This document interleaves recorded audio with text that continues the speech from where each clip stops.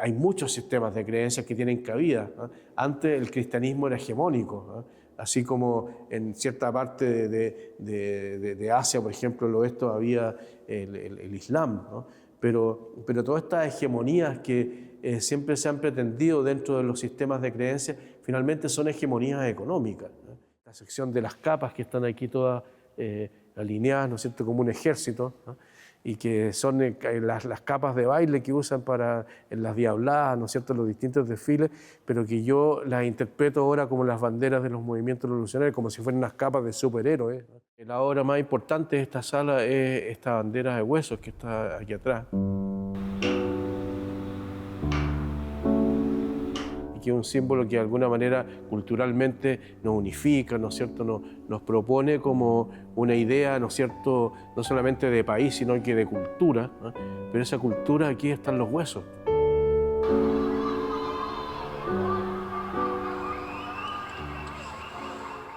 Bueno, este primer ensayo de la exposición La belleza y la furia, que se llama La medida del cuerpo, tal como lo anuncia en su nombre, es una reflexión a partir del cuerpo humano, ¿no?, pero también de su finitud, de la muerte, ¿no? ¿Y esto por qué?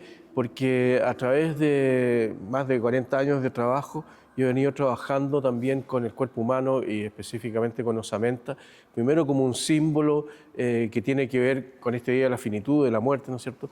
Pero también con un doble sentido, porque muchas de estas obras fueron hechas en los 90, esta por ejemplo es del año 1983, ¿no?, que se llama La lección de anatomía, ¿no?, y son obras que de alguna manera tematizan parte de la historia de Chile, de nuestro pasado, ¿no?, de los detenidos desaparecidos, de la muerte también como algo, como un fenómeno nacional, ¿no? Y es por ello que la obra más importante de esta sala es esta bandera de huesos que está aquí atrás, ¿no?, y que es una bandera hecha con fémures humanos, que es una metáfora también de esa finitud, pero también es una metáfora visual muy potente en el sentido de que encarna un símbolo, que es el símbolo nacional, la bandera, ¿no?, y que es un símbolo que de alguna manera culturalmente nos unifica, ¿no es cierto?, nos propone como una idea, ¿no es cierto?, no solamente de país, sino que de cultura, ¿no?, pero esa cultura, aquí están los huesos.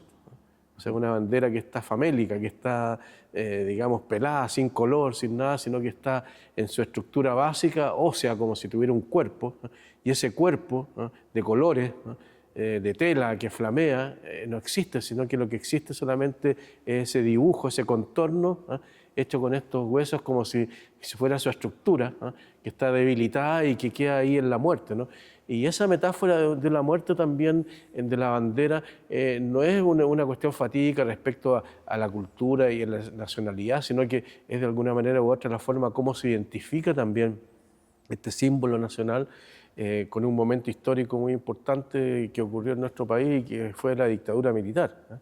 Y en lo que quedó la bandera, ¿no? O sea, después esta yo la hice en el año 95, justo un tiempo después que había salido el informe Rettig, ¿eh? Y que de una forma u otra para mí fue una manera simbólica de responder también ante ese informe, ¿no?, que era el informe de Verdad y Justicia, en donde se consignaba en una segunda lista, ¿no es cierto?, este acuerdo, ¿no?, democrático, en democracia, ¿no es cierto?, sobre los detenidos desaparecidos en Chile, ¿no? Entonces, por eso esta sección, claro, si bien el título es como un eufemismo, ¿no?, porque la medida del cuerpo también tiene que ver con la forma en que los humanos durante siglos fuimos estableciendo medidas del mundo real a partir de partes de nuestro cuerpo, un pie, un brazo, un codo, una mano, un pulgar, ¿no es cierto?, una pulgada. O sea, todas esas dimensiones del cuerpo también están contenidas aquí en todas estas obras. Si ustedes se fijan, por ejemplo, hay obras que están enmarcadas en huesos, ¿no es cierto?, que son como viñetas de huesos que de alguna manera también establecen medidas específicas, el largo de un pie, el largo de un fémur, esta estructura que está acá, que es una torre hecha con hueso humano y que es mi estatura, medida en hueso, ¿no? O si no, no sé, manos cortadas, por ejemplo, referencias, huesos que arman estructuras, ¿no es cierto?, referencias permanentes hacia esta funcionalidad anatómica, del osario, digamos, humano, para poder construir también estas obras que simbolizan también parte de todo este periodo. Arturo, dentro de la muestra en general entendemos que hay obras desde el año 83 al 2025. ¿Hay Exacto. saltos temporales en esta misma sala? ¿Y dónde está, en el caso de que los tuviésemos, dónde está el punto de conexión entre uno y el otro? ¿O por qué elegir instalarlas acá? Sí, bueno, hay un punto de conexión que precisamente tiene que ver con esa idea del cuerpo. Si tú te fijas, ahora en todas las otras horas también hay huesos, ¿ah? Pero aquí esto está forzado, digamos, por esa parte, ¿no? Como que todas las horas de alguna manera o tienen un marco con huesos o tienen una viñeta, como el caso de esta que está ahí al centro, o si no hay ¿cómo se llama? Un esqueleto entero ahí que está en la otra, en esa pintura ahí que es del año 24, ¿ah? Este es del año 83, entonces aquí ya tenemos un recorrido de muchos años de historia, ¿ah? Entonces, más que como venir a comprobar acá este paso del tiempo, lo que me interesa es cómo todo se vuelve contemporáneo bajo esta mirada del ensayo que yo trato de hacer aquí, ¿eh? Y que tiene que ver con esta idea del cuerpo, porque, por ejemplo, hay otra obra que está ahí que no tiene ningún hueso, ¿eh? Pero sin embargo habla del sistema metabólico, del sistema anabólico, de los sistemas de monitoreo, del sistema nervioso, etc. O sea, en el fondo también estoy hablando del cuerpo desde otro lugar, ¿no? Entonces, lo que me interesa en esta primera sección es precisamente esta idea del cuerpo y su finitud, la muerte, ¿no? Y la muerte también no como un telos o como un fin del ser humano, ¿no? Sino que más bien como algo que también en muchos casos está forzado, ¿no? Y ese yo creo que es como el gran eje que está acá, ¿no? Porque la muerte forzada quizás es lo más complejo para nuestra naturaleza, ¿no? Porque todos tenemos nuestra pulsión de muerte, ¿no? Pero es distinto que eso sea forzado externamente, en este caso a través de un homicidio, de un asesinato calificado, ¿no es cierto? O la desaparición forzada de personas, ¿no es cierto? Como ocurrió durante la dictadura. Arturo, esta obra es del 83, la bandera es del 95. En su minuto, cuando fueron presentadas a público, montadas en exhibiciones o en otros soportes, la recepción de estos huesos reales para el público o para el mundo del arte, ¿cómo recuerdas que fue? Bueno, la primera vez que mostré esta obra que se llama La lección de anatomía fue en 1985, en una exposición que se llamaba La lección de anatomía. Y dicho sea de paso, esta obra fue parte de mi examen de grado, fue mi tesis, ¿no? Fue mi tesis junto con otras piezas que estaban en esa exposición. Y bueno, en esa época causó un revuelo importante también porque fue un momento consagratorio para mí, porque era un trabajo que yo había realizado en la universidad, pero tenía un peso tan grande y una contundencia que se sostenía solo, o sea, no era un trabajo de estudiante, entonces yo inmediatamente lo llevé a una sala de exhibición y tuvo una recepción fantástica, ¿eh? Ahora, fue en un momento también en donde todavía había como un veranito y un cierto relajo en la dictadura y la exposición en ese sentido pasó desapercibida por los aparatos de seguridad en circunstancias que antes, por ejemplo, 82, 83, sí, con otro grupo de artistas habíamos sido monitoreados por los aparatos de seguridad, ¿eh? Entonces aquí como que algo que pasó así de refilón, ¿eh? Y no ocurrió nada, ¿eh? Pero después del 95, ya en plena democracia, cuando mostré por primera vez la bandera de hueso en el Museo de Bellas Artes, primero surgieron reclamos en el Mercurio, ¿no es cierto? Gente que escribió cartas al director diciendo que cómo era posible que permitieran que un artista demostrara semejantes atrocidades, ¿no es cierto? ¿no? Esta negación típica, ¿no? Y por otro lado también en publicaciones de la tradición familia propiedad, la TFP, ¿no es cierto? Y que es fiducia, ¿eh? También aparecieron reclamos de cómo yo alteraba los símbolos patrios, ¿no es cierto? Cómo manipulaba esto y que eso no debería permitir. Bueno, más que una polémica fue una cosa que estuvo bastante contenida, ¿no? Porque mucha gente salió a responder también con cartas y no llegó a prosperar tanto como para que se produjera un escándalo mayor, ¿no? Pero las recepciones, claro, son siempre más que, o sea, yo creo que más que el problema de los huesos, ¿eh? Es el problema de lo que los huesos significan, ¿eh? O sea, finalmente la gente entendía muy bien qué es lo que pasaba y cuando uno muestra los huesos, inevitablemente es como cuando tú vas a un desierto y ves esa típica imagen del oeste, ¿no? La cabeza de vaca, o sea, es la desolación, ¿no? El límite último entre la vida y la muerte, ¿eh? Entonces, finalmente, eso es lo que se está exhibiendo y lo que más molestaba a la gente, porque ante la idea como de plenitud que hay siempre esta cosa como este discurso como tan positivo, ¿ah? De la vida, ¿ah? O sea, finalmente ese discurso lo único que esconde, ¿ah? Es esa pulsión de muerte que todos tenemos, ¿ah? Y que es un recurso natural, yo lo entiendo, porque la gente no tiene las herramientas quizás espirituales, psicológicas, como para entender la muerte de una manera un poco más natural, ¿no? Sino que lo entienden perfectamente como es, como un corte, y eso los bloquea, ¿no? Y creo que eso fue algo que a mí me impresionó mucho en términos de la falta de madurez también del público local, ¿no? Porque, por ejemplo, esta obra también yo la exhibí en muchos lugares. La exhibí en el Museo de Arte Moderno de Bogotá, la exhibí en el Museo de Bellas Artes de Caracas, después la exhibí en la Galería Universitaria de la Universidad de Essex, en el Reino Unido, ¿no? Justo 2 días antes de cuando inauguré, 2 días antes de que tuvieran a Pinochet ahí en el año 98, ¿no? Y las visiones externas, ¿no? Claro, ellos más que, si bien entendían esta relación con la dictadura, pero veían esto también no con esa frivolidad, digamos, de la negación, sino que con la profundidad de lo que significa también la idea de la muerte, ¿no? Y que es algo tan antiguo, ¿no? O sea, es algo también, un tema que ha estado dentro de la historia del arte y cuando uno va a los museos lo ve permanentemente, pero no sé cuando la gente va a los museos acá no lo ve, ¿no? Porque es cosa de entrar al Museo de San Francisco, por ejemplo, de la pintura colonial, tú lo ves, ¿no? En el Museo de Bellas Artes también, ¿no? El punto es que la gente no sabe leer, ¿no? Está rodeada de cierta ignorancia, ¿no?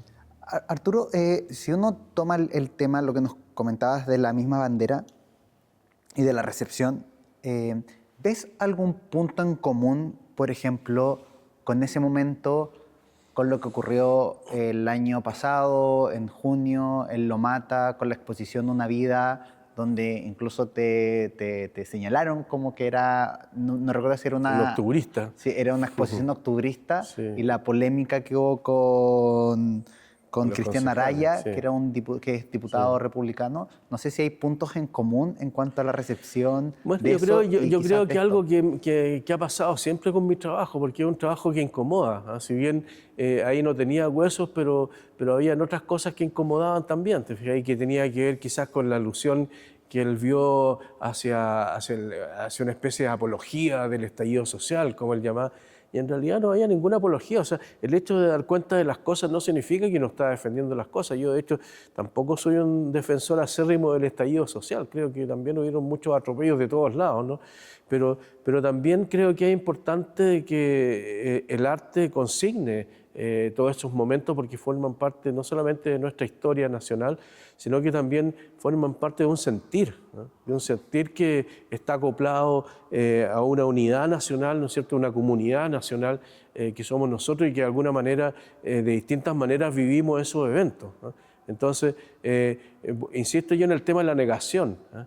Como que siempre hay una negación, ¿eh? Como que en el fondo el tener que callar, oye, no hables de estas cosas, no hables de política en la mesa, no hables de religión, ¿no? ¿Por qué no? O sea, si hay un trato como paternalista, como si fuéramos como unos adolescentes rebeldes, ¿eh? Y finalmente yo creo que el arte termina siendo eso, siempre, ¿eh? Termina siendo el que está siempre poniendo el ají, ¿no es cierto?, el dedo en el ojo, ¿no? El que está ahí señalando, porque finalmente nadie más lo hace, ¿eh? O sea, y muy pocos artistas también se dedican a hacer eso hoy día, porque es anticomercial, tiene una serie de características que también son incómodas dentro del mercado, dentro del medio, ¿no? Yo, por ejemplo, ya prácticamente no trabajo en galerías de arte acá porque, o sea, me dicen, oye, pero muestra unas cosas más alegres, te fijas, como que, en el fondo, como que si la alegría fuera un reflejo positivo, ¿no? Al revés, yo creo que la alegría lo que esconde es una negatividad profunda, ¿no? ¿Ah? Que es una negación. Lo negativo que encarna esto es precisamente la positividad de poder hablar de eso. ¿Te fijas? Ahí está lo positivo, está invertido como la apreciación de esa negatividad y la positividad en relación al valor que esto puede representar, ¿no? Arturo, ¿hay alguna razón o cuál fue la mirada al decidir que esta fuera la primera sala con la que se encontrara el público cuando ingresa a la muestra? Como el inicio del recorrido o la cabeza quizás del recorrido. ¿Hay alguna mirada al Mira, la momento de elegir eso verdad, sí, curatorialmente? la verdad es que fue una decisión bastante intuitiva, porque si bien yo tenía claro que quería dividir esto en 5 espacios, en 5 ensayos distintos, y tenía claros también cuáles eran cada uno de los temas, ¿no es cierto? Nunca cuestioné que el primero fuera la muerte, entonces como que fue algo que fue una decisión que de verdad no te la puedo explicar, ¿no? No te la puedo explicar, pero quizás es como partir inmediatamente con la inyección, ¿no? Como decir, ya, aquí duele, vamos ahí, y después como que todo lo que venga después puede ser distinto, ¿no? Puede ser, ¿no? Entonces pienso que también como corolario, por ejemplo, si hubiera estado al final, ¿no? Habría sido tal vez, no sé si más impresionante o menos impresionante, ¿no? Pero yo creo que en todas las salas de alguna manera transmiten también cosas impresionantes en sí, ¿eh? Entonces, no pensé en una jerarquización, ¿eh? Más bien en el momento en que comencé a diseñar el montaje y, por ejemplo, el colorido y todo, fui cambiando muchas veces, o sea, siempre esta sala se mantuvo igual, ¿eh? Pero el resto hacia adelante como que todo fui reacomodando el espacio, cambiando, hice casi 8, ¿cómo se llama?, renders distintos de versiones hasta que llegué a esta versión. Arturo, ¿podríamos ir, por ejemplo, que nos nombraras o ir revisando como obra por obra, como quizás como en una forma de reloj, como esta es tal, este es tal, Sí. y quizás si te acuerdas un poco de lo que te genera o definirlo un poquitito, como hacer un recorrido Sí, sin visual? duda. O sea, no sé si como reloj, porque puedo ir saltando también de una a otra, ¿no?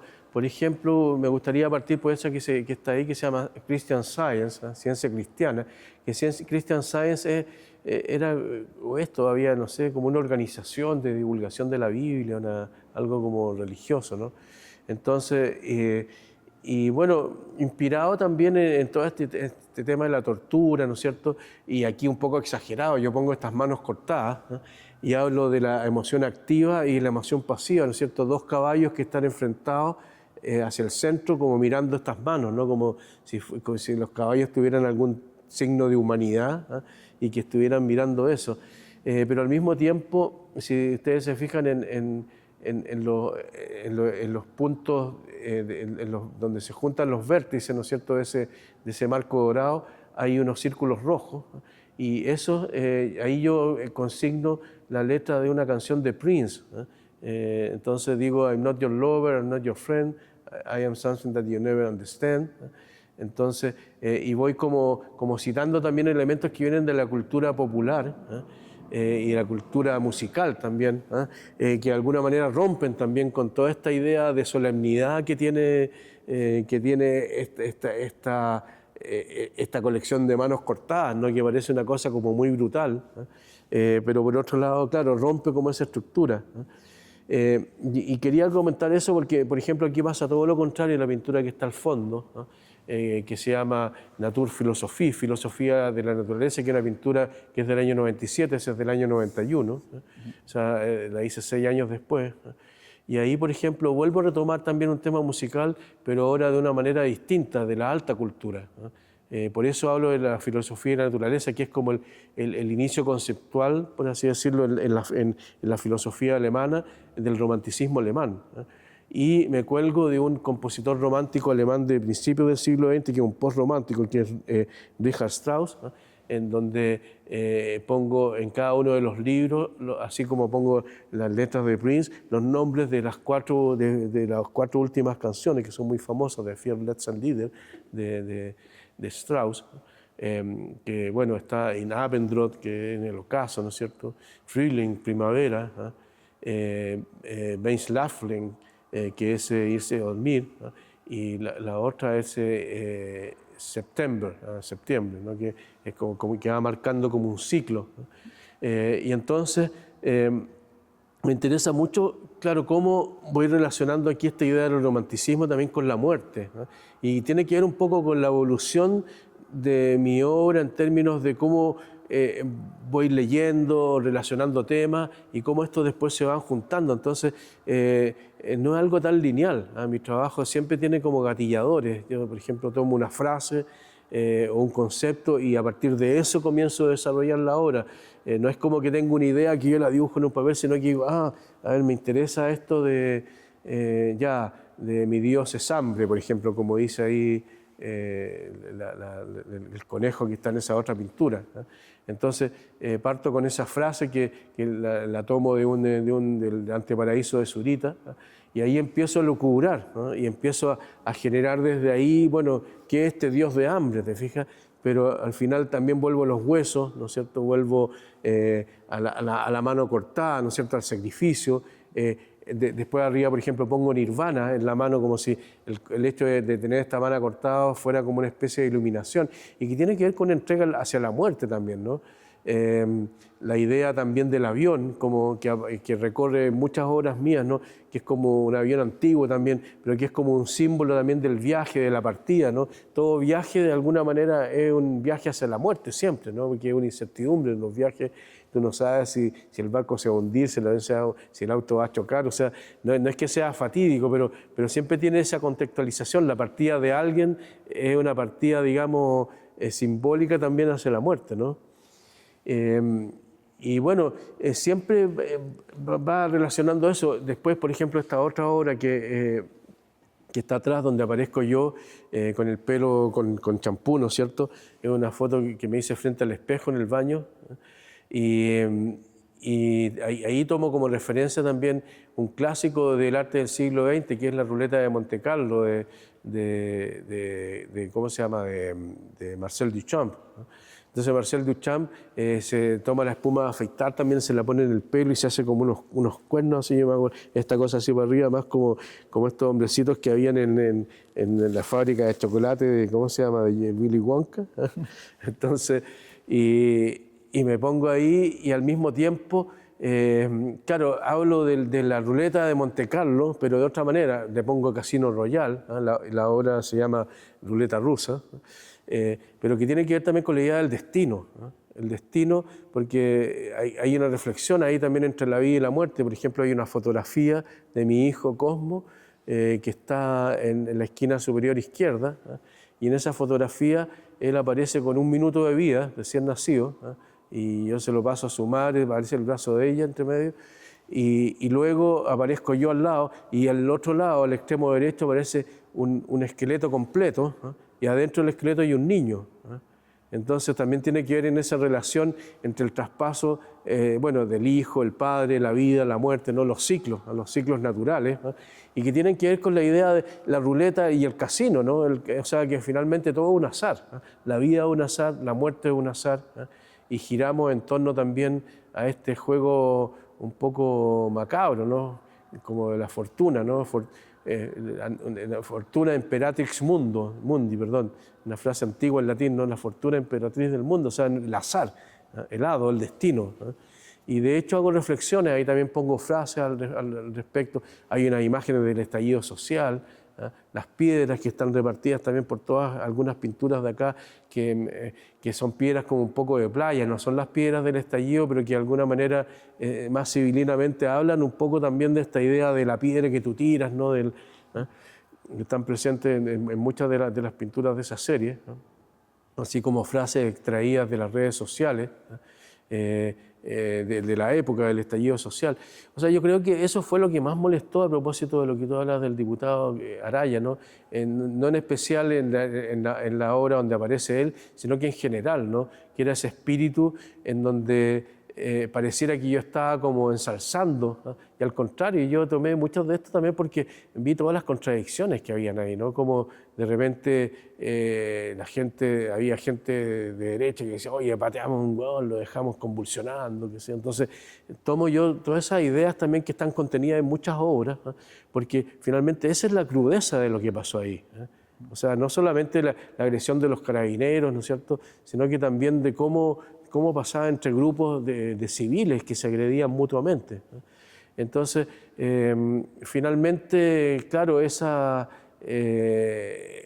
visión como de una apología de la violencia resulta ser todo lo contrario, porque en lo profundo quizás lo que más nos dolió a todos los chilenos fue precisamente eso, ¿no? O sea, no queríamos revivir nuevamente lo que había pasado durante la dictadura, ¿no? Y encontrarnos en ese dolor, digamos, de tener que ver, claro, cómo gente joven moría, que lo atropellaban, que lo baleaban, que perdían los ojos, ¿no? O sea, y uno dice, claro, son cosas del destino, ¿no? Volvemos a la idea del destino, ¿no? Son costos residuales, como podría decir un político, como dijeron en algún momento a propósito de los muertos en la dictadura, ¿no? Y la verdad es que, claro, es distinto cuando el destino te toca a ti y te golpea la puerta y te mueres, a que ese destino sea forzado por otro humano, ¿te fijas? Que te dispare, que te atropelle, que te golpeen, que te pateen, que te maten, ¿te fijas? O sea, porque ahí yo creo que en ese sentido es donde yo más me opongo a la idea de la muerte. La otra muerte no. La otra muerte es la muerte que tenemos todos naturalmente, ¿no? Pero cuando es una muerte forzada por otro, yo creo que es lo más triste que nos puede pasar también como personas, porque ahí es donde nosotros perdemos nuestra humanidad, nuestro sentido de ser personas, de ser seres humanos, ¿no? En este segundo ensayo, esta segunda sección que tiene este color rosa, ¿no? Que es como un color chicle también, ¿no? Esta se llama El odio de la democracia, ¿no? El odio de la democracia es el título de un libro de Jacques Rancière, que es un filósofo francés, que no es tan conocido él, pero es un tipo muy interesante porque este es un libro como el 2011, 2012, por ahí, si no me equivoco, y ya él identifica hace, claro, más de 10 años, ¿no? Todo lo que está pasando hoy día también en relación a todos estos neofascismos y a todo este resurgimiento como de esta ultraderecha y los nacionalismos, ¿no? Que ya se venía a venir en Europa, se había anunciado, pero ahora lo estamos viendo nosotros en Latinoamérica, ¿no? Y que de algún modo también es una crisis de la sociedad que pone en duda hoy día la capacidad democrática para poder no solamente resolver nuestros problemas políticos, sociales, ¿no es cierto?, y económicos, sino que también como una moneda de cambio dentro de una civilización más avanzada en que estamos, ¿no? No hay que olvidar que claro, toda la cultura de la democracia que tiene más de 2000 años, ¿no es cierto?, o más todavía, 2500 años, ¿no? Es la base sobre la cual se ha cimentado también toda la evolución de la civilización humana hasta ahora, ¿no? O sea, en base a ello, digamos, fue como se han construido y se han destruido también grandes cosas, ¿no? Pero el estado en que habíamos alcanzado durante el siglo XX los niveles de democracia, ¿no es cierto?, de alguna manera empezaron a hacer crisis, ¿no?, en la segunda mitad del siglo XX, ¿no? Y lamentablemente llegando también ahora a un cuestionamiento muy profundo del sentido de la democracia, ¿no? Porque también es muy conveniente no solamente para las clases políticas, sino que en el fondo para las clases dirigentes, que son las grandes corporaciones hoy día en todos los países del mundo, ¿no? Tener también el control de un país, ¿no es cierto?, y haciéndonos creer que hacemos un ejercicio democrático cuando vamos a votar, ¿no?, en circunstancias que es algo que está bastante dañado hoy día como imagen, ¿no? Eso es un poco el análisis también que hace Rancière, ¿no? Y hablando de los principios de la democracia que se establecen desde la época de los griegos, ¿no? Entonces, en esta sección yo reflexiono y pongo en valor también muchas obras mías que apuntan también a ese carácter político. Aquí vuelven a aparecer las huesos, vuelven a aparecer todo, ¿no es cierto?, pero ahora pasan como a un segundo plano, porque aquí lo que importa son los aspectos de cómo la ideología y los grandes discursos políticos, ¿no?, a través de los movimientos revolucionarios latinoamericanos, por ejemplo, o a través de los grandes discursos políticos, por ejemplo, en la Revolución Soviética, como pasan en la obra que está aquí al fondo, ¿no?, que se llama Vanguardia Rusa, Russian Avantgarde, ¿no?, en donde yo pongo en cada uno de las muelas que hay ahí los nombres de los vanguardistas rusos de principios del siglo XX, ¿no?, que se aliaron a la revolución, ¿no?, y una vez que muere Lenin y asume Stalin, Stalin los manda de vuelta a la casa, ¿no? Stalin dice, bueno, aquí se acabó la fiesta con el arte, y en 1932 ya él publica un decreto en donde se prohíbe hacer cualquier tipo de arte que no fuera realismo socialista y que ilustre la revolución. Por lo tanto, también vemos cómo las vanguardias se convierten en un peligro para los sistemas totalitarios. Lo mismo, de la misma manera como pasó en China, donde también tematizo esto cuando pongo ahora que está ahí al fondo, que se llama The Gallery of Chinese Masters, la idea también de cómo la revolución cultural china hace el mismo movimiento con Mao, ¿no es cierto?, que hace Stalin. Ahora, es comprensible que quizás Stalin, un tipo que era campesino y que no tenía mucha educación, porque Lenin, por ejemplo, había participado dentro de las vanguardias dadaístas. Él era amigo de Tristán Tzara, vivía en la misma calle donde está al fondo el Cabaret Voltaire, y consta en los diarios de Tristán Tzara y de otros dadaístas que Lenin fue a todas estas soirées dadaístas que tenían ahí, y participó de la euforia de las vanguardias, y por lo tanto cuando él vuelve en 1917, cuando comienza la revolución rusa, ¿no es cierto?, él entonces llega ahí también con esta idea de que el arte era parte como de un sistema de cambio, ¿no?, un sistema de cambio cultural.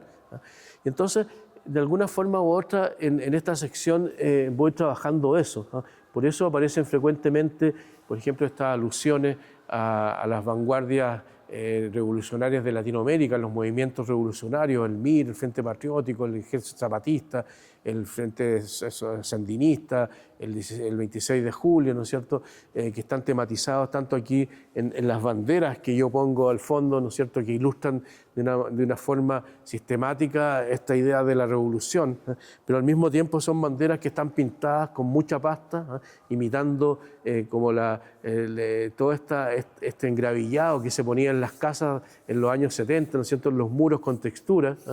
Entonces, como si fueran esos muros que yo voy pintando encima, un poco tapando ese pasado con colores. Y por otro lado, asociándolo también como a todo el sincretismo religioso de América, que de alguna manera también se identificaba con estos valores, por ejemplo, como pasó con el Sendero Luminoso. Y por ello entonces tomo como referencia las grandes fiestas populares sincretistas, ¿no es cierto?, del norte de Chile, del Perú y de Bolivia, ¿no es cierto?, de esa zona andina, y los bailes de los caporales, que es esta sección de las capas que están aquí todas alineadas, ¿no es cierto?, como un ejército, ¿no?, y que son las capas de baile que usan en las diabladas, ¿no es cierto?, los distintos desfiles, pero que yo las interpreto ahora como las banderas de los movimientos revolucionarios, como si fueran unas capas de superhéroes, ¿no?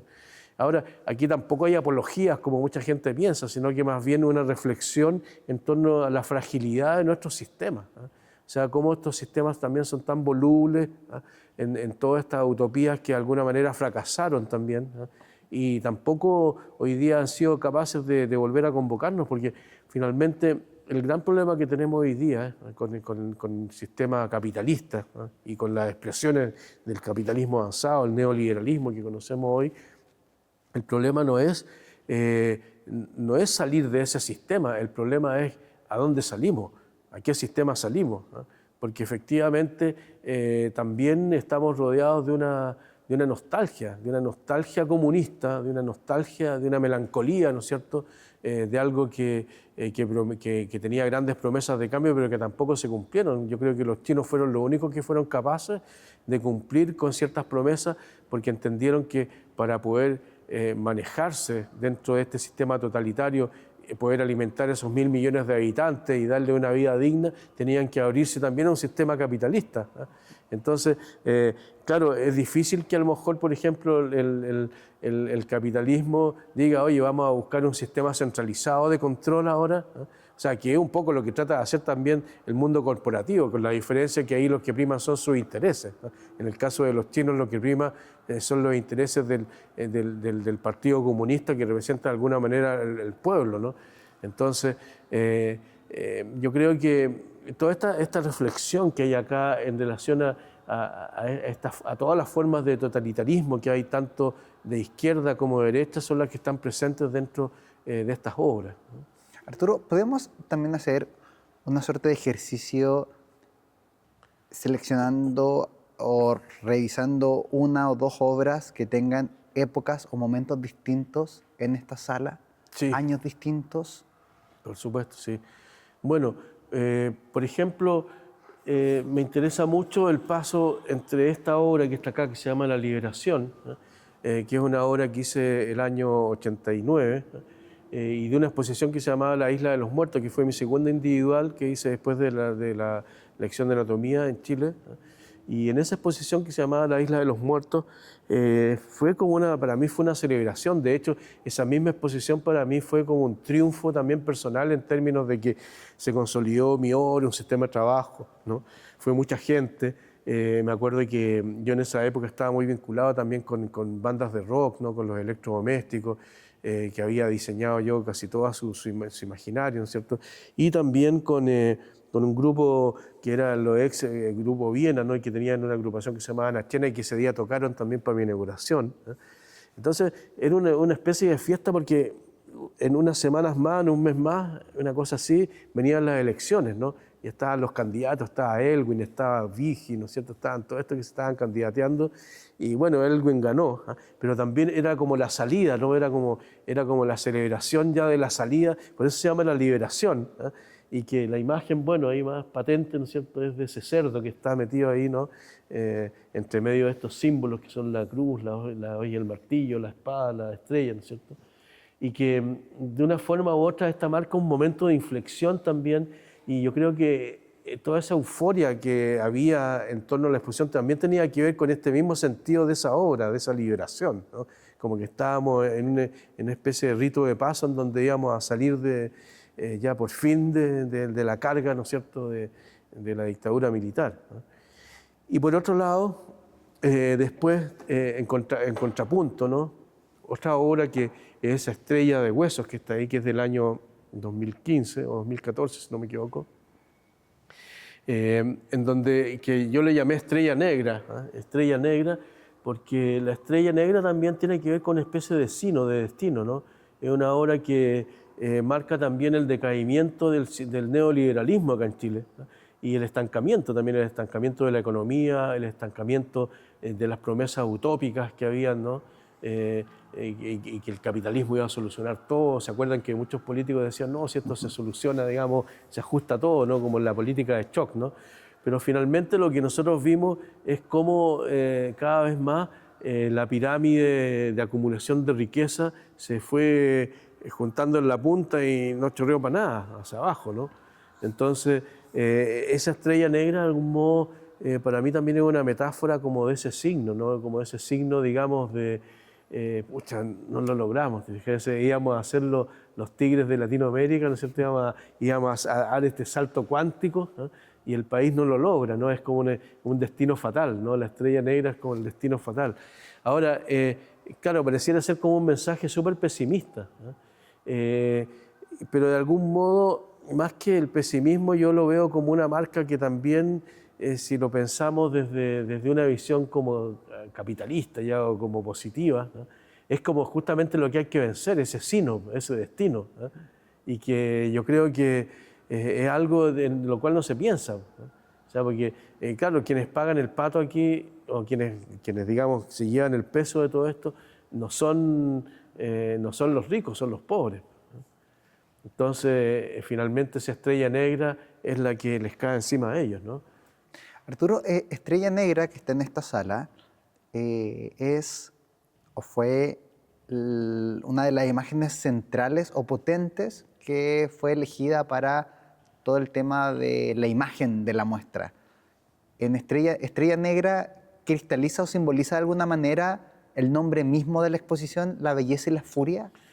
Mira, de alguna manera sí, porque se encuentran precisamente estos antónimos, ¿no? Que no son antónimos, pero son opuestos, ¿no? Porque la belleza, claro, habla un poco quizá de esta idea de la elegancia o la pseudo-elegancia que muchas de estas pinturas pueden tener, ¿eh? Y esta belleza, ¿no? Pero por otro lado también la furia, ese furor, ¿no es cierto? Esa ira, ¿no? Tiene que ver también con el descontento, ¿no? Tiene que ver con la forma en cómo hemos visto también la evolución de un país que que iba hacia un lugar y que de repente cambió el timón, cambió el rumbo, ¿no es cierto? Y nos fuimos a otro lugar y que eso ha generado mucho descontento, ¿no? Ahora, yo creo que también todo este acuerdo social que hoy día tenemos, ¿no? Es un acuerdo también muy frágil, ¿no? Un acuerdo que se puede romper en cualquier momento. Yo no estoy diciendo que estoy llamando a una revolución para que no me malinterpreten como mucha gente lo hace, ¿no? Pero no hay que olvidarse que las historias son así. Piensen, por ejemplo, que cuando fue la revolución soviética el año 1917, ya mucho antes, en 1913, ya había habido otro levantamiento contra los zares, ¿no? Cuando mataron a mucha gente que se juntó en las afueras del Palacio de San Petersburgo, ¿no? Y fue ahí como la primera crisis, ¿no es cierto?, que fue un poco como el estallido social, ¿no? Pero después vino la ola de nuevo, o sea, era algo que no se podía parar, no solamente por la irresponsabilidad de los zares, ¿no es cierto?, y toda la burocracia que lo rodeaba, sino que también porque nadie supo interpretar todo este malestar que estaba pasando, y que yo creo que es algo que también la clase política, y más que la clase política, la clase empresarial chilena, la élite, digamos, la élite económica, que finalmente son los que gobiernan aquí, ¿eh?, tienen que entender también, y que no es una amenaza, no es nada de eso, sino que más bien yo creo que tampoco hay que refugiarse como en estas torres de marfil, ¿no?, sino que también entender que dentro del chorreo, ¿no?, también hay un nivel de realidad que es importante asumir, ¿no? Bueno, en esta tercera sección que se llama Deseo postcapitalista, también me cuelgo de un libro, de un libro que es de Mark Fisher. Mark Fisher es un filósofo británico contemporáneo que murió el año 2017, se suicidó, él tenía una depresión, pero curiosamente él, en sus grandes libros, digamos que él hablaba también de la depresión, del sistema de salud hoy día, y él asimilaba la depresión también como un producto que tenía que ver con el postcapitalismo, ¿no?, con el sistema, ¿no? Entonces él decía, claro, se basaba en los estudios que habían en el Reino Unido, ¿no? Pero si vemos los estudios son los mismos, o sea, de hecho el capitalismo avanzado comenzó en Reino Unido en la misma época que comenzó acá en Chile, cuando empieza la era de Thatcher, ¿no? Y él en uno de los libros póstumos del que se llama Deseo postcapitalista, que ahí toma el título, son sus clases, ¿no? Son las clases que él dio a sus estudiantes que tenía en Goldsmith, y ahí entonces con los estudiantes él analiza esta idea de este deseo, ¿no? Pero lo importante aquí que convoca esta sección, ¿no?, es también esa manifestación de este deseo, que no es un deseo solamente que tiene que ver con el consumo, ¿no?, ni con la pornografía, sino que también tiene que ver con la idea del cuerpo, ¿no?, del cuerpo, como volvemos al principio, ¿no?, como deseo, ¿no?, y que finalmente se manifiesta también de distintas maneras aquí a partir de todas estas obras. Primero en su expresión política, como en el video, en el corto video que hay que se llama Old School Video, que está de fondo acá, ¿no es cierto? Y que es un footage de distintas escenas del estallido social, que yo lo grabé, lo armé y después lo pasé por un monitor de un televisor con mucha trama, ¿eh? Entonces para poder alterarlo, y después le fui aplicando filtros también en la edición para que se viera como el soporte video, la materialidad del video como protagónico, y cómo se van disolviendo estos cuerpos, ¿no?, que están en la lucha permanente, ¿eh?, contra el sistema, ¿eh?, pero un sistema invencible también, y finalmente estos cuerpos se disuelven como si fueran células, ¿no es cierto?, dentro de un microscopio que está haciendo observaciones sobre bacilos y cosas así, ¿no? Y eso es muy, yo diría, muy ostensible hoy día dentro de esta visión del deseo también del cual estamos hablando acá, ¿no? La mayoría de estas pinturas hablan de ese deseo desde distintas maneras, desde una perspectiva de género en algunos casos, ¿no?, incluso desde una perspectiva también casi feminista o posfeminista, ¿no?, a partir de una obra, por ejemplo, como esta que está acá, que es del año 91, una obra muy importante para mí porque en esa época yo estaba muy enfrascado también en las imágenes alquímicas, en los emblemas alquímicos, y haciendo muchos descubrimientos, ¿no?, Y entonces me encuentro con un texto maravilloso que lo voy a leer. Aquí me voy a dar vuelta, perdona la cámara, pero lo voy a leer porque dice: Bella montó sobre Gabricus y lo encerró en su matriz de forma que no quedó visible nada de él. Lo abrazó con tanto amor que lo absorbió por entero en su propia naturaleza. Ahora, esto que era una metáfora de un emblema alquímico, se convierte prácticamente primero en una especie de acto sexual, por un lado, pero por otro lado también desde una visión mucho más freudiana, incluso lacaniana, ¿no es cierto?, en esta pulsión de muerte, de la fusión de los cuerpos en el deseo, es la vuelta al útero, es como una regresión del hombre a la matriz, habla de la matriz de la mujer, ¿no? Bella montó sobre Gábricos, ella lo absorbe, como una madre, digamos, cuando tiene un hijo que lo bota, aquí al revés, ¿no? Como que lo atrae hacia adentro, ¿no? Como una especie de fuerza matriz, ¿no es cierto?, del deseo, ¿no? Que no es erótico, sino que es un deseo, digamos, más allá de eso, ¿no? Y que convierte, ¿no es cierto?, en este gesto, ¿no es cierto?, a una minimización del hombre, ¿no? Para volverlo precisamente como parte de un ser que es femenino, ¿eh? Y eso es lo más lindo que me toca a mí reflexionar también en relación a este deseo, porque hoy finalmente lo único que nos queda a nosotros como salida ante este pavor, digamos, a la muerte, ¿no es cierto?, es precisamente ese regreso a la madre, ¿no? Ese regreso al lugar de donde venimos primigeniamente, ¿no? Que es donde uno se transforma, porque finalmente la matriz, que es la matriz de la cual hablaban los alquimistas, que es la matriz donde se fusionan los metales, los elementos para convertirlos en oro, eso somos nosotros somos el oro, que se convierte en esa matriz después en esta vida, ¿cierto? Parece como un discurso apologético de la vida, ¿no? Pero no es eso, sino que más bien tiene que ver precisamente con ese deseo, esa pulsión de vida que al mismo tiempo es pulsión de muerte. Yo soy transito mucho por estas partes también de Freud, Lacan, ¿no? Y que por eso están presentes muchas obras mías estas visiones, ¿no?, de pulsión de muerte, por ejemplo, que es algo que también moviliza hoy día el deseo, por ejemplo, del mundo queer, ¿no? El mundo queer está lleno de pulsión de muerte porque finalmente en un lugar en donde no hay lugar, y en donde tu única condición para poder existir, digamos, es como salir adelante como tú eres, tú tienes que enfrentar todo, ¿no? O sea, tú tienes que ir contra una sociedad, tienes que ir en contra de una ola, digamos, que está encima tuyo, ¿no? Entonces, y lo único que vence eso es la pulsión de muerte, ¿no? Fíjate, es sabiendo que en cualquier momento puedes morir, o sea, y que es muy común también, pero en esa pulsión es donde tú ejerces todo tu deseo, ¿no? Y que hoy día, precisamente en esta visión del postcapitalista, ese deseo se desvía, ¿no? Se desvía hacia otros lugares, ¿no?, que tienen que ver con el consumo, con la pornografía. No quiero ser moralista en esto, ¿no?, pero sin embargo, claro, esa visión es la que quizás más nos afecta en términos como ontológicos, como personas, ¿no?, para ejercer este otro deseo de pulsión, ¿no?, de muerte, ¿no? Arturo, en esta sala hay muchos deseantes, pero también hay elementos de lo deseado o del ser deseado.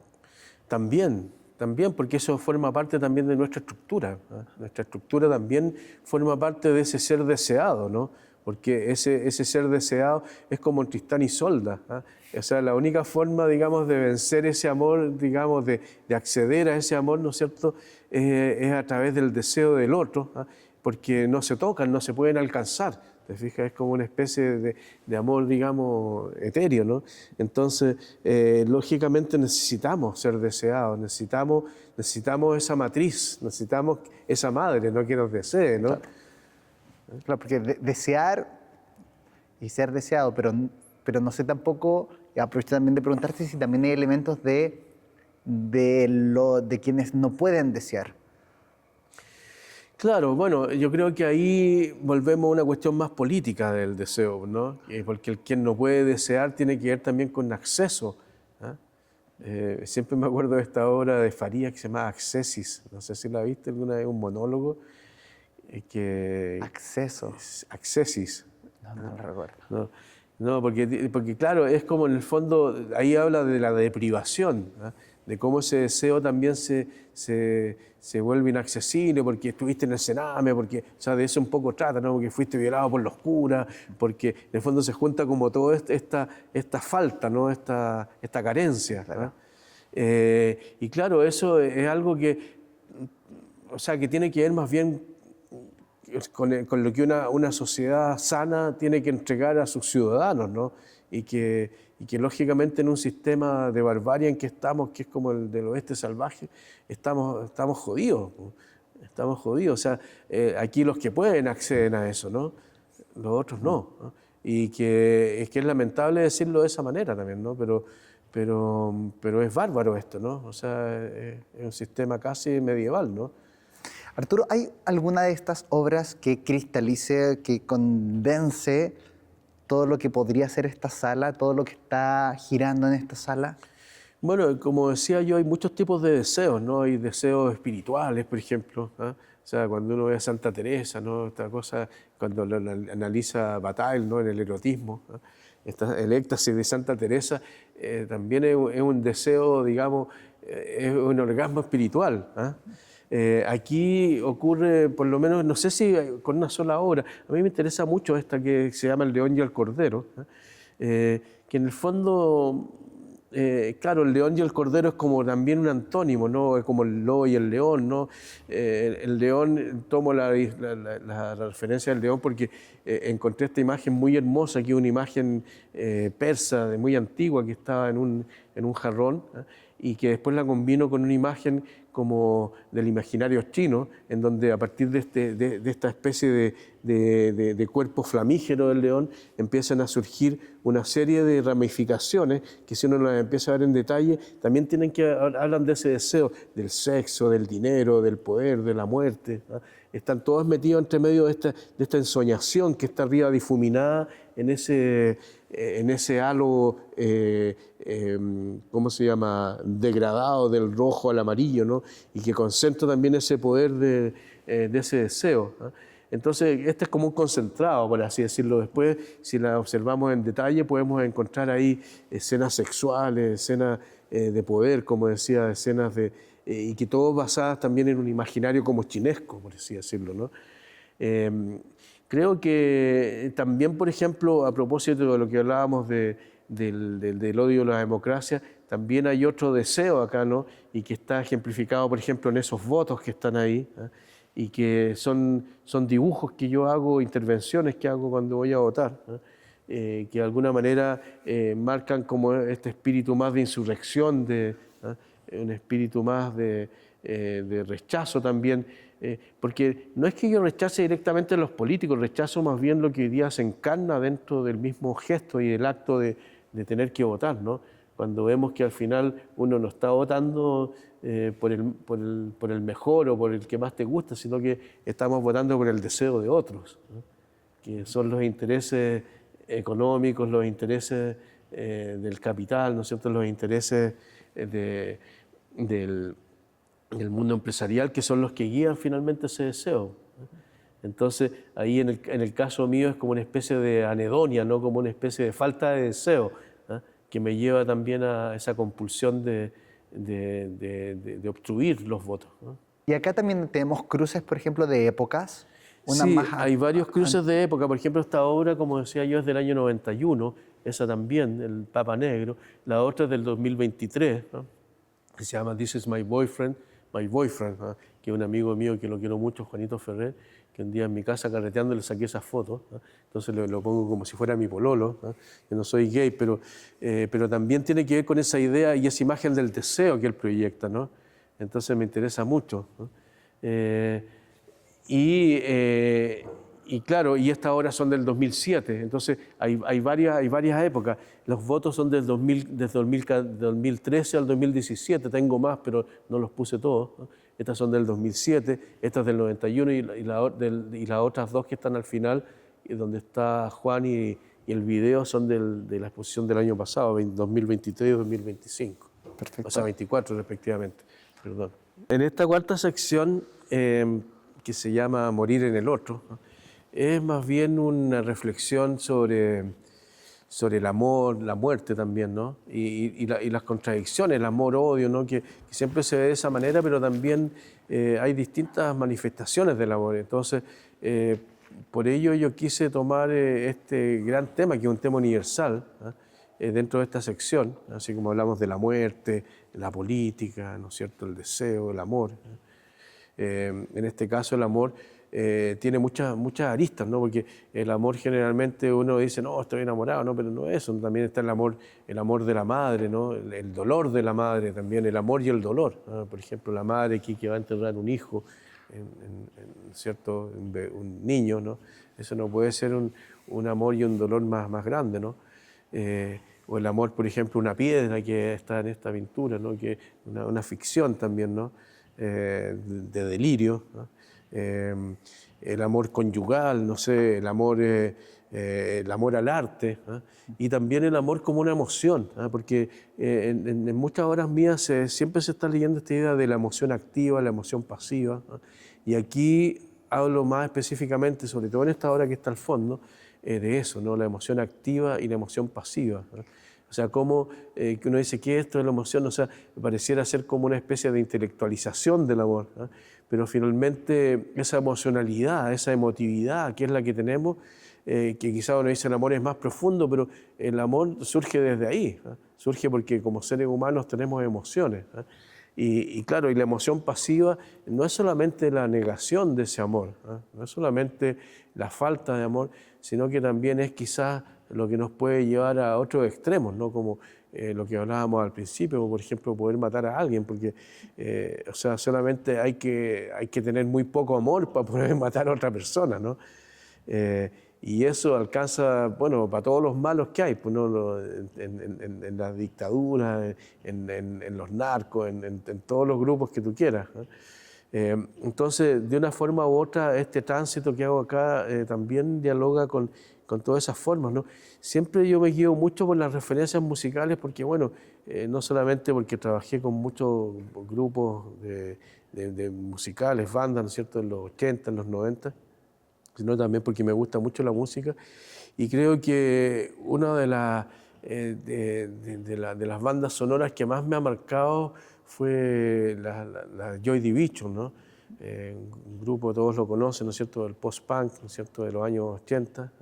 La muerte de Ian Curtis, ¿no es cierto?, fue como algo que de una manera marcó a toda una generación también, porque fue, claro, como una especie de símbolo, ¿no es cierto?, de toda una época que había surgido con el thatcherismo, que nos identifica mucho a nosotros. Fue en plena época en que nosotros estábamos también en la crisis del 82 acá en Chile, ¿no? y que de una forma u otra él también lo marcó con sus letras de sus canciones, ¿no? Con sus espasmos que eran epilépticos, ¿no? Pero que al final lo que uno ve también es esa entrega, ¿no es cierto?, en ese deseo y en ese amor también, ¿no? Que está plasmado en una de las canciones más solemnes que él tiene, que es Love Will Tear Us Apart Again, ¿no es cierto? El amor nos separará nuevamente, ¿no?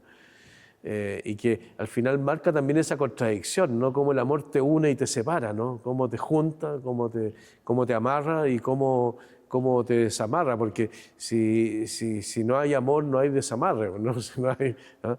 Entonces, y de algún modo, como decía, todas estas obras transitan por esa idea, ¿ah?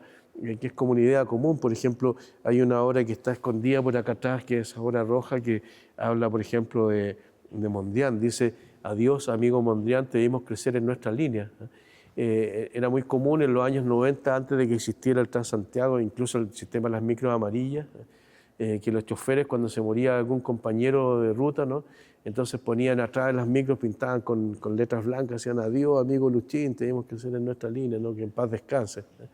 Y yo me colgué de esa frase que tiene que ver con la cultura popular, así como hablábamos de la música, ¿no?, para unirlo también a otra reflexión a propósito de la muerte de Mondrian. Mondrian había muerto el año 44, ¿no?, pero es como una especie de homenaje soterrado, ¿no? Más que a Mondrian, digamos, es un entierro de Mondrian, ¿no?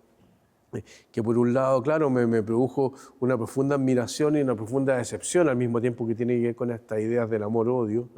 Y por eso pongo una pintura de Mondrian dentro de un ataúd, ¿no? Y le pongo: adiós, amigo Mondrian, te vimos crecer en nuestra línea, como si fuera un compañero de la línea de buses, ¿no?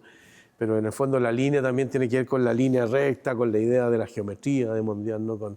Hay un doble sentido, ¿no? O también con otras obras, por ejemplo, como bueno, ese par de manos, ¿no es cierto?, que se llama 6000 antes de Cristo, que también hablan de la época del inicio de la civilización. La civilización se entiende su inicio con el descubrimiento de la escritura. No sabemos si hay escritura antes, ¿no?, que son las datas más antiguas que hay, ¿no es cierto?, desde la época de Mesopotamia, de las primeras culturas que se tiene y data, ¿no? Porque ni siquiera en Mesoamérica se han encontrado datos anteriores, digamos, de escritura, ¿no? Entonces, y claro, si nos remontamos a toda esa historia, ¿no?, yo parodio esa historia en la actualidad. Entonces pongo dos manos, como cuando a veces se encuentran, no sé, en estos hallazgos arqueológicos, que, no sé, en Pompeya o de excavaciones antiguas, que hay, no sé, parejas de personas que están abrazados o que están tomados de la mano, ¿no es cierto?, que es como ese símbolo último del amor antes de la muerte, ¿no? Entonces, también eso es parte de estas mismas historias, ¿no? Y por último, en la obra Transit 2, que es una estrella de sangre que está ahí al final, que se remonta también a la misma época, yo diría más bien 5000 años antes de Cristo, que es cuando se supone que empieza como el Antiguo Testamento, y un poco después, ¿no es cierto?, comienza la historia de Abraham en la Biblia, ¿no es cierto?, Abraham, Isaac, cuando va a matar a su hijo, ¿no es cierto?, para renovar su fe con Dios, ¿no? Y un ángel lo para y le dice: no, dice, aquí tienes un cordero para que sacrifiques, no tienes por qué sacrificar a tu hijo. Y eso marca una inflexión también dentro de la historia, ¿no?, porque marca como el primer pacto del hombre con Dios, ¿no? Y ese pacto del hombre con Dios tiene que ver con una interpretación que hacen un par de rabinos en una conversación. Yo tengo una formación judía, por si acaso, y estudié en un colegio judío, todo. Vengo de ancestros judíos, que aunque yo no soy judío ya declarado, digamos, pero tengo como todo eso por detrás, como una base, ¿no? Y en esta conversación entre dos rabinos, que me pareció muy hermosa, en un libro que se llama El Candelabro de Oro, ¿no?, entonces ellos interpretan el candelabro de los 7 brazos, la menorá. Y el Adin Steinsaltz, que es uno de los rabinos que está hablando, dice: bueno, el más importante aquí es el centro, dice, ¿no?, porque la vela del centro, el punto del centro, es la renovación del pacto del pueblo judío con Dios a través de Rosh Hashanah, que es el año nuevo judío, que se llama la cabeza del año, Rosh Hashanah. Entonces, en esta renovación de ese pacto de Dios con el pueblo judío, Dios lo que hace es entregarle al hombre, ¿no es cierto?, un pacto que dura de por vida, ¿no?, y que tiene que ver con el corazón. El corazón, que es el símbolo, digamos, del amor, ¿no?, que es amor a Dios y el amor de Dios al hombre, ¿no? ¿Por qué? Porque en este corazón nosotros tenemos un movimiento de sístole y diástole, ¿no?, y por lo tanto morimos y vivimos en décimas de segundo cada vez. O sea, siempre se está renovando, ¿no? Siempre el latido está impulsando. O sea, ahí volvemos al deseo también, ¿no? El corazón está bombeando la sangre, ¿no es cierto? Se detiene, no vivimos, vuelve, ¿ah? Entonces se renueva ese pacto, ¿no? Se renueva nuevamente, ¿no? Y es una metáfora que me pareció muy linda, por eso quise hacer esta obra, que al contrario de la estrella negra, esta es una estrella de amor, por así decirlo, ¿no?, una estrella de sangre, ¿no? Y que muchos dirán: ¡ay, qué macabro, la sangre, los vampiros! No, pero finalmente la sangre es la que nos mueve, ¿no? La sangre es la que mueve nuestro corazón, ¿no? Y sin ese corazón no podemos tener emocionalidad. O sea, la emocionalidad también es psicológica, podemos decir, pero me pareció muy linda esa metáfora, ¿no?, de la vida y la muerte contenida al mismo tiempo a través de un pacto, ¿no?, que es un pacto que tiene, claro, miles de años, ¿no?, y que no solamente toca eso al judaísmo, sino que nos toca a todos nosotros como personas, ¿no? Arturo, pensando en que esta sala, en que este capítulo trata sobre el amor y cómo está representado en tu obra, que me parece que es más se asemeja más a una idea del corazón como anatómicamente, más que la figura del corazón más como cliché, Sí. este corazón que tiene esta forma. Eh, esta figura del corazón más mercantilizado quizás de este dibujo, ¿tiene espacio o podría tener espacio para estar acá? Bueno, para mí no, porque la verdad es que tal como dices tú es un cliché, o sea, yo nunca pondría el corazón con la flechita, no, porque, o sea, incluso me interesa más el corazón religioso, el corazón de Jesús, por ejemplo, porque ahí volvemos a la misma metáfora de ese amor que es una especie de amor como que no tiene solamente que ver con el enamoramiento, ¿no? Sino que en el fondo tiene que ver con una permanencia, ¿no? Y esa latencia, ¿no es cierto?, de esto, que curiosamente el latido también es una latencia, ¿no? ¿Ah? Es lo que quizás es lo que más permanece, ¿no? Y es lo que más duele también, ¿no? O sea, el amor también, si no te mata, ¿no es cierto?, te fortalece, como dicen, ¿no?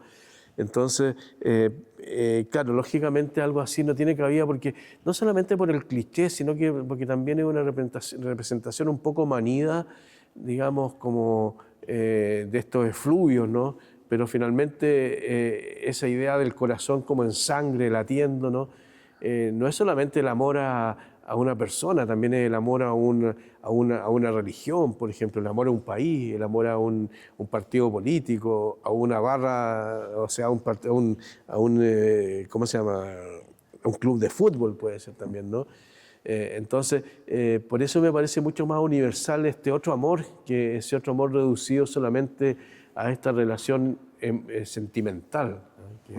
Que se trata de representar ¿no? Con el corazón, con la flecha.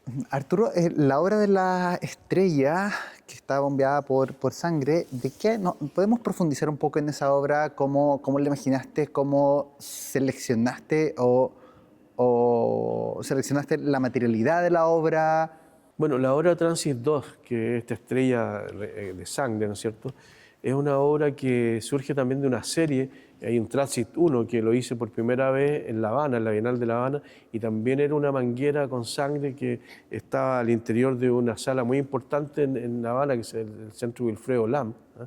Y que era como un cable eléctrico que estaba puesto a cierta altura y daba la vuelta por toda la sala y entre medio habían otras obras, ¿no? Entonces a mí no me importaba eso, lo que me importaba era precisamente esa latencia, insisto yo, de esto que estaba permanentemente puesto ahí a disposición, digamos, y con este sonido, ¿no es cierto? Y además eso estaba hecho con sangre de donantes, ¿no? Era sangre de verdad, ¿no? Y entonces, pero ya había surgido esto a partir de esta misma conversación con los rabinos, ¿no? Porque a mí me parecía muy interesante esto de poder también recrear este latido y este movimiento, ¿no es cierto?, permanente de la sangre que no paraba, ¿no? Pero en este caso, claro, a través de un artificio eléctrico, ¿no? De una bomba que era la que lo empujaba, que era un símil de un corazón, pero en este caso electrizado, ¿no? Que también nuestro corazón de alguna manera también contiene estos impulsos eléctricos, ¿no? Y de ahí surge como toda una serie que, bueno, llegó hasta el Transit 7, creo que fue el último, ¿no? Sí, 1, 2, después 4, el 3 fue uno que hice digital, el 4 fue uno que hice en la Bienal de San Pablo, el 7 fue el último que hice y que ese lo hice en la Galería Tomás Andreu, ¿no? Entonces, donde también fui variando algunos fluidos, o sea, el sentido fue cambiando después porque me di cuenta también que los fluidos humanos también dependían de esa latencia, como la orina, por ejemplo, la leche materna, la saliva, ¿no? Y que también que eran fluidos que generaba el cuerpo, ¿no? Entonces fui haciendo variaciones también de esto, ¿no? Utilizando siempre el mismo sistema de bombas y de movimiento de fluidos, ¿no? Entonces, claro, se contextualiza también dentro de esa serie, pero aquí quise aislarla porque precisamente funciona dentro de la interpretación de esta sección, que es la sección del amor. Perfecto. Y Arturo, sobre la obra que nos comentabas también del amor de madre, podemos también hacer el mismo ejercicio, porque la veo y está como llena de detalles que me encantaría poder profundizar un poco en ella. Sí, bueno, aquí la imagen nos muestra casi como estos entierros del angelito que habían aquí en la zona central, ¿no? Que la vemos ahí, entonces está la madre con otro hijo en brazos, ¿no? Que es un poco menor, que es como un bebé, ¿no? Y el otro hijo que está tendido horizontalmente, lleno de flores, ¿no? En exhibición, ¿no? Que era como, que es una tradición española esa que se instaló en América Latina y durante la colonia era muy común, sobre todo en las clases más populares, ¿no? Estos velatorios, digamos, largos, en donde la gente lloraba, los niños, ¿no? Porque los niños no solamente eran considerados como unos angelitos y seres puros, sino que además alguien que no merecía esa muerte, pero nos sabemos, claro, por temas de salud pública, que era muy común, ¿eh? No sé, de una madre que tenía 10 hijos, por lo menos 3 se le morían, si no eran más. Y claro, es algo que solamente el siglo XX ha podido superar, ¿no? A partir del crecimiento poblacional exorbitante que hemos tenido. Si ustedes piensan hasta la Primera Guerra Mundial, por ejemplo, antes de que descubrieran el nitrato de potasio, el salitre, ¿no es cierto?, sintético, la gente se moría de hambre. Mucha gente se moría de hambre, familias enteras se morían de hambre. Entonces, la humanidad da un salto cuántico también ahí, y claro, porque tenemos alimento para toda la población y la medicina, o sea, la gente ahora se muere menos que antes, ¿no? O sea, la gente antes se moría en las pandemias o sea, se calcula que a principios del siglo XX habían 2.000 millones de habitantes en la Tierra. ¿Cómo pasamos de 2.000 a 7.000 millones en 100 años? Es mucho, ¿no? Arturo, y abordando también eso mismo, el tema de la ciencia o el tema de la tecnología o cómo ha avanzado la ciencia y la tecnología en el mundo, frente a esta irrupción, esta evolución, ¿cuál es el lugar del amor en esa evolución? Bueno, ha ido cambiando mucho. Hoy día vemos también mucha soledad, ¿no? Mucha soledad, o sea, y esa falta de amor también, ¿no? Esa falta de amor, que es algo que tiene que ver también con esa falta de deseo que hablábamos antes, ¿no? Y eso, digamos, algo que está marcando no solamente a la gente vieja que se va quedando sola, sino que también a las nuevas generaciones. Es muy triste ver eso hoy día, ¿eh?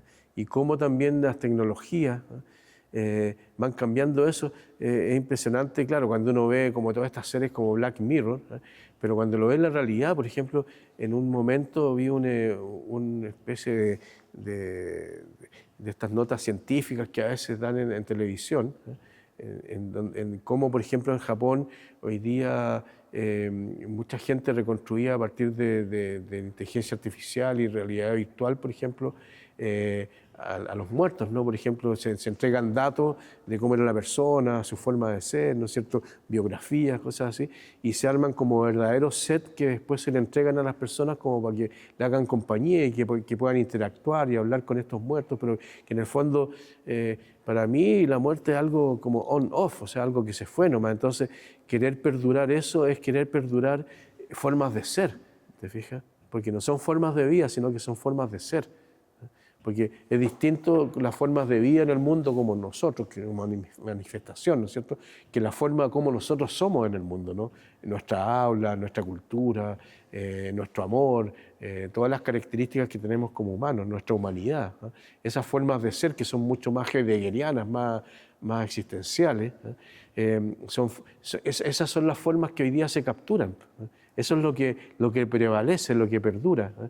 Y me parece alucinante igual que con la tecnología eso pueda pervivir, ¿eh? Pero por otro lado también me parece agobiante que también personas, ¿no es cierto?, tengan esos vacíos tan grandes que necesiten, por ejemplo, perdurar su amor o perdurar esas formas de ser, ¿no es cierto?, de una manera tan forzada, ¿no? Que es terrible eso nos habla de otras cosas también, de mucha soledad, ¿no? Falta de amor. La quinta y última sección de esta exposición que se llama La belleza y la furia, ¿no? Esta quinta sección se llama El Palacio del Reino, ¿no? Se me ocurrió ese título porque me acuerdo siempre como estos folletos evangélicos de los testigos de Jehová, ¿no es cierto?, que hablan del reino de Dios, ¿no? Entonces yo me imaginaba, decía, ¿cómo será ese palacio del reino de Dios, ¿no? Y por un lado, claro, traté de asociarlo también como como una vez estuve en el Vaticano, entonces visitando, conociendo ahí las instalaciones, como todas estas salas también cardenalicias, los colores estos rojos de los trajes, ¿no? Y que de algún modo no tiene que ver con todas las religiones, ¿no? Pero sí me llamó la atención porque quizás si pensamos en la lógica de todos estos ensayos, el rojo debería haber estado en la parte política, ¿no? Y aquí a lo mejor, si es el Palacio del Reino, debería estar en el cielo, en el color azul, celeste, ¿no? Pero también traté de tergiversar como todas estas lógicas de correspondencia entre los colores con cada significado de cada sección, ¿no? Aquí como que se complementan y al mismo tiempo como que se alejan, ¿no? Entonces elegí este color porque, como decía, quería emular esa idea un poco como religiosas también de la cristiandad, ¿no? Pero por otro lado, lo que trato de explorar aquí en esta última sección son los sistemas de creencia, ¿no? Más que las religiones, son los sistemas de creencia y también cómo esos sistemas de creencia no solamente nos han motivado históricamente y nos han traído, digamos, al estado en que estamos hoy día, en donde también se han disuelto, ¿no? Porque, claro, no solamente hay una relativización de estos sistemas de creencias, sino que hoy día asistimos como una especie de representación coral de los sistemas de creencias en cuanto a que hay muchos sistemas de creencias que tienen cabida, ¿no? Antes el cristianismo era hegemónico, ¿no? Así como en cierta parte de Asia, por ejemplo, en el oeste había el Islam, ¿no? Pero todas estas hegemonías que siempre se han pretendido dentro de los sistemas de creencias, finalmente son hegemonías económicas, ¿no? La cristiandad es quizá, y la Iglesia Católica es quizás la transnacional más antigua del mundo, ¿no? Que tiene más de 2000 años, ¿no? Entonces, si pensamos como institución, ¿no? Porque finalmente es un negocio muy lucrativo, ¿no? De administración de creencias, en donde si pensamos hoy día, la Iglesia quizás es una de las religiones, la Iglesia Católica, que más patrimonio tiene a través del mundo, quizás es la institución más rica de creencias, ¿no es cierto?, ¿no? En términos económicos, ¿no? Y que finalmente es casi como un sistema colonial, ¿no? Como un colonialismo de la fe, ¿no?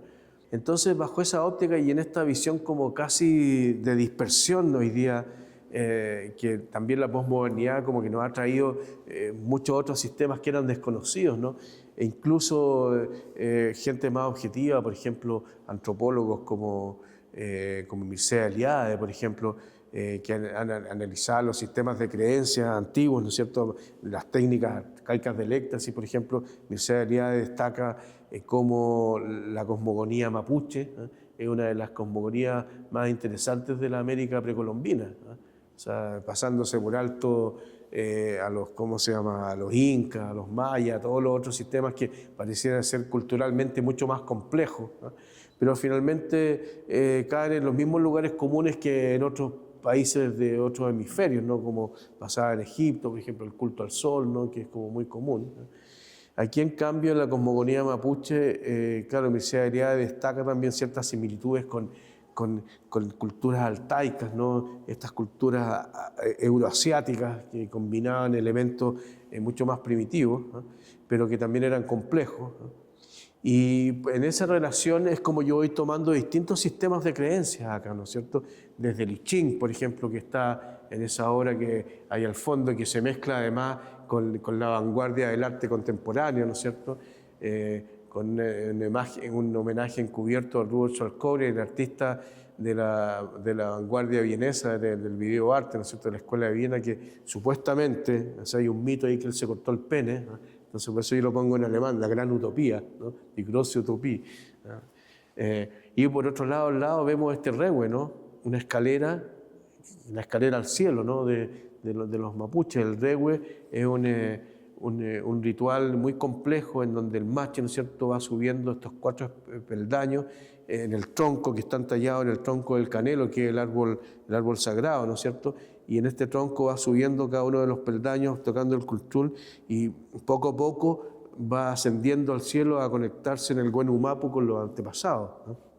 El Huenumapu es como el equivalente al paraíso o al lugar bueno, el Huenumapu, ¿no?